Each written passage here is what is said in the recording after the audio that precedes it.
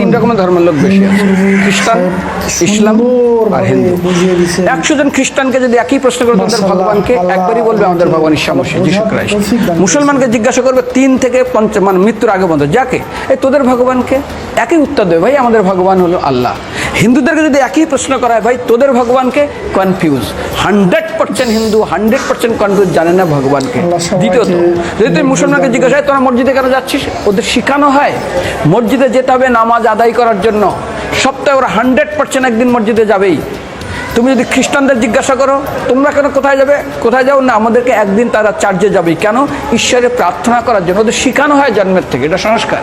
আর হিন্দুদের যদি জিজ্ঞাসা করে তোমরা মন্দিরে কেন যাচ্ছ, হ্যাঁ আমার ছেলের বিয়ে হচ্ছে না, আমার মেয়ের বাচ্চা হচ্ছে না, আমার বাবা হসপিটালে আছে, কালকে আমার মামলার ডেট আছে, আমার ব্যবসা খুব খারাপ, আমার শরীর খুব খারাপ।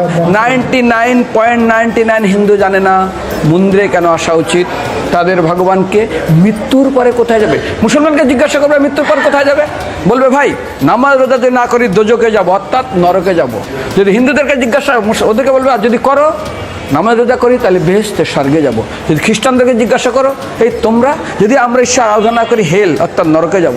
যদি বলা হয় যদি করো ঈশ্বর আরাধনা তাহলে তোমরা হেভেন স্বর্গে যাব। আর হিন্দুদেরকে বলে যে তোমরা মরার পরেই 99% হিন্দু এটাই বলে, মিথ্যাই বলে, আমার বাবার সাজ্ঞানে স্বর্গে গিয়ে বসেছে। তোর বাবা কি জমি কেনা আছে নাকি স্বর্গে? তোর বাবা জমি কেনা আছে যে তোর বাবা মরার পরে স্বর্গে গেছে হোয়াটসঅ্যাপ করে দেখি এই যে অ্যাটাচ বাথরুম টয়লেট আমি একদম ভালোভাবে পৌঁছে গেছে, তোর বাবা স্বর্গে গেছে জানিস তুই? আরে মৃত্যুর আগে এত কষ্ট পায়, এত কিছু করে, মারার পরে আমরা স্বর্গে গেছে। আরে যখন পুলিশে কোনো কয়েদি কোনো অপরাধীকে ধরে 2-4টা ডান্ডা মারে, তারপর থানায় গিয়ে আরও ট্রিটমেন্ট করে, তারপরে কোর্টে বিচারে, তারপর জেল খাটে, মৃত্যুর আগে এত কষ্ট করে আমরা মারা যাই, মারার পরে আমরা স্বর্গে গিয়ে বসে আছি, ওর বাবার জন্য জমি কেনা আছে না, এরকম বলা যাবে না। এই জন্য আমাদের শাস্ত্র পরলোকগত স্বর্গীয় বলে।